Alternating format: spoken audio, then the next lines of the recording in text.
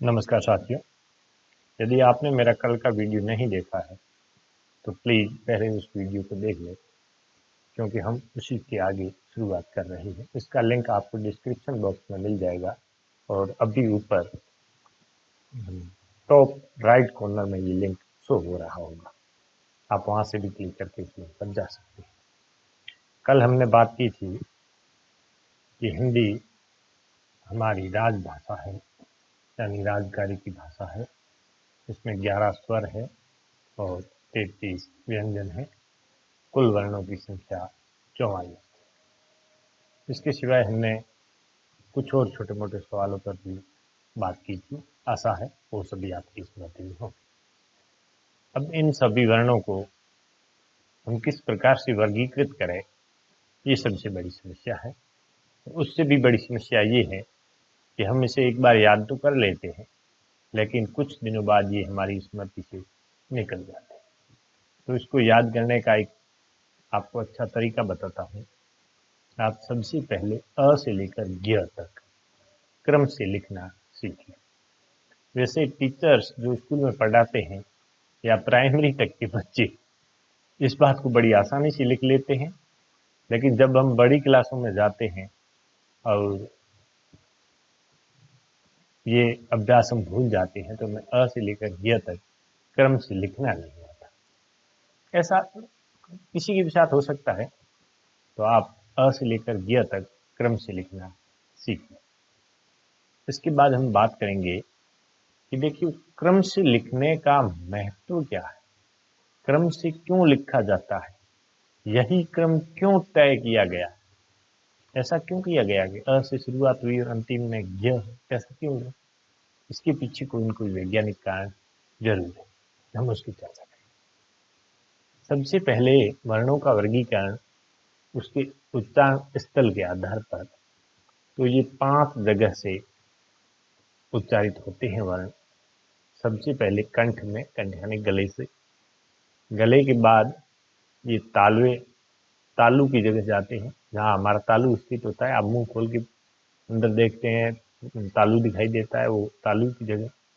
उसके बाद में मूर्धा की जगह, ये मूर्धा कहाँ होता है? तालू और दांतों के बीच का जो ऊपर का भाग है, ये गेंद की तरह होता है अंदर से, आपने देखा होगा। यदि हम जीभ के बीच की आधी दूरी के ऊपर यदि पिन रखे तो ये ऊपर मूर्धा से टकराएगी। खड़ी पिन रखे तो ये ऊपर मूर्धा से टकराएगी। उसके बाद में हम दांतों की बात करें तो दांतों से बाहर होठों की बात करें, तो इन 5 जगह से ये उच्चारित होते हैं। तो सबसे पहले बात करें कि कंठ से कौन कौन से उच्चारित होंगे, तो हम 2 स्वर लेंगे, फिर क वर्ग लेंगे, क वर्ग में 5 होंगे और हल। दूसरा, कंठ के बाद में ध्वनि जाती है तालु तक, तो तालु से 2 स्वर लेंगे, पहले 2 हमने वहां ले लिए, तीसरा और चौथा स्वर। उसके बाद में च वर्ग, और वहां से हम य लेंगे, देखो एक लिया है। उसके आगे वाले में जो 4-4 के 2 होते हैं, उसके आगे वाले में प्रथम लेंगे स, और उसमें प्रथम लिया है हमने य, यानी ये शुरुआत तालु से भी है। कंठ में ये 4-4 में से कोई। उसके बाद में हम बात करते हैं मूर्धा में, तो मूर्धा में स्वर आएगा री, ट वर्ग आएगा, उसमें तालु में य था, यहाँ कौन सा होगा य के बाद में र, और स जो तालव्य था, यानी दूसरे शब्दों में कहें तो शंकर वाला, उसके बाद में यहाँ मूर्धा में कौन सा स होगा, षटकोण वाला। अब आप कहेंगे कि ई के बाद यहाँ ऊ आना चाहिए था, री क्यों आया? इसके लिए मैंने कई किताबें छान मारी, मुझे कहीं भी इसका जवाब नहीं। री के साथ प्रॉब्लम ये है कि हम यण संधि में भी जब पढ़ते हैं तो ई के बाद में जो असमान स्वर आया उससे य व र ल बनना तो य र ल व होना चाहिए, वहां भी यहाँ क्रम टूटा। इसलिए मुझे लगता है कि जो री है ये वास्तव में ऊ से पहले लिखी जानी चाहिए थी, लेकिन ये क्रम पहले एक बार शायद तय हो गया, मानक बन गया, तो फिर वो मानक वही रहता है। इसलिए री ऊ से पहले है। अब मूर्धा के बाद में बात करते हैं दांतों की। तो दांतों से चबाने वाले त वर्ग, और हमने वहाँ य र ले लिया तो यहाँ तीसरा बना ल, वहाँ स स, ये क्रम हो गया। तो दांतों से त वर्ग, ल और स। ह हमने कंठ से उच्चार में पहले बता दिया। अब हम बात करेंगे होठों से। तो होठों से री वहाँ हो गया था। दांतों से कोई भी स्वर नहीं है, हम जानते हैं, क्योंकि स्वर चबाते ही स्वर गायब हो जाएगा, तो फिर दांतों में स्वर हो ही नहीं सकता।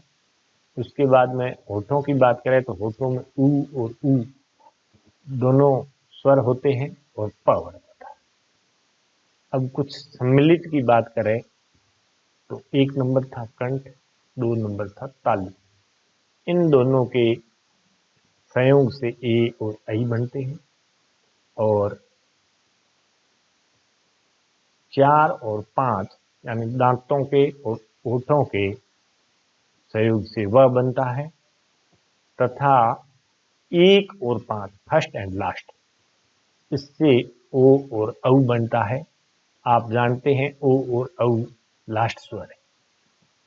मैंने कोशिश की, यदि आप इस आधार पर एक बार खुद वर्गीकरण करें, एक खाली पन्ना और पेन लेकर बैठे और खुद इसका वर्गीकरण करने की कोशिश करें, आप 2 बार इसका वर्गीकरण करें, तो मैं आशा करता हूं कि आप ये जिंदगी भर नहीं भूलेंगे। और यदि परीक्षा में सवाल पूछ भी लिया तो आप सारणी खुद ही बना लेंगे। मैं आशा करता हूं कि आप इसकी 2 बार प्रैक्टिस जरूर करें। अगली बात करते हैं नासिक की।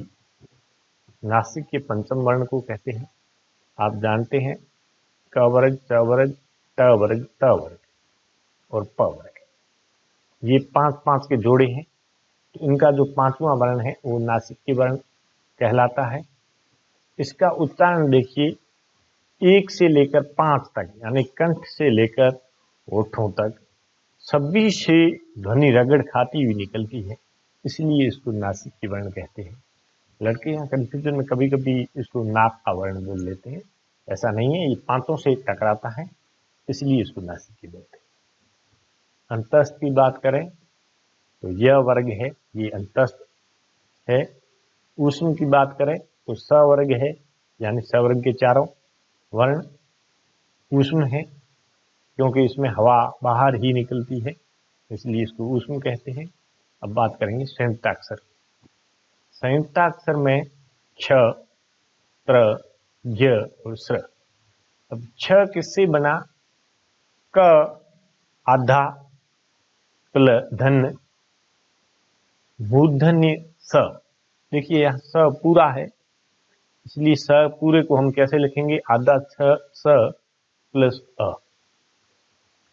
त्र की बात करें तो त आधा है, धन र, र पूरा है। अब यदि र के 2 टुकड़े करने हो तो हम कैसे करेंगे?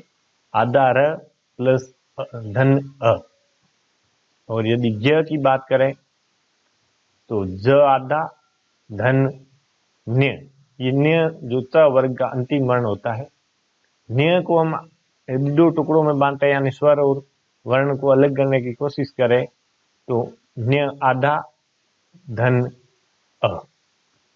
यदि स्र की बात करें तो